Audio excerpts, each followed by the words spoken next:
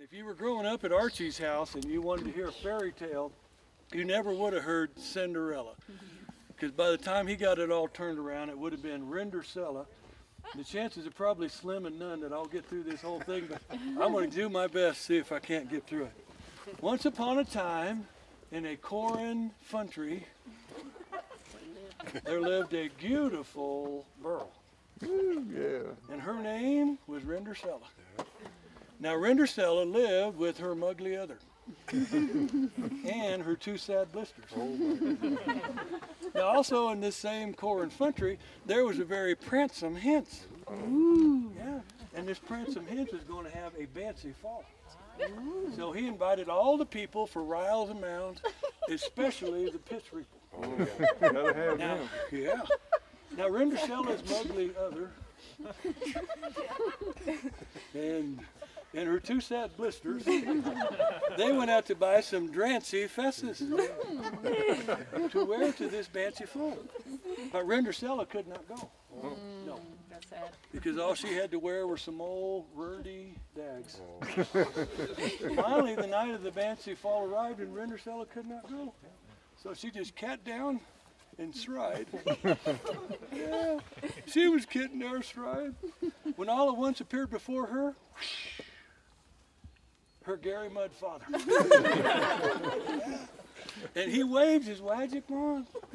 And suddenly, she wore a long gilt sound and a necklace of poobies and rules. And there was a kick boats and Hicks white horses to carry her to the Bancy Fall. Buddy says, now Rindercella, you must be home by midnight, or I will turn you into a tumpkin.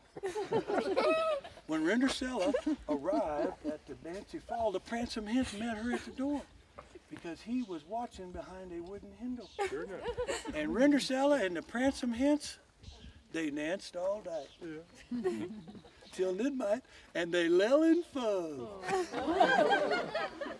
But when the mid-clock struck night, he struck about 9:30. Oh, I did. Rindercella staced down the rears, and just as she beached the roddum, she slopped her dripper.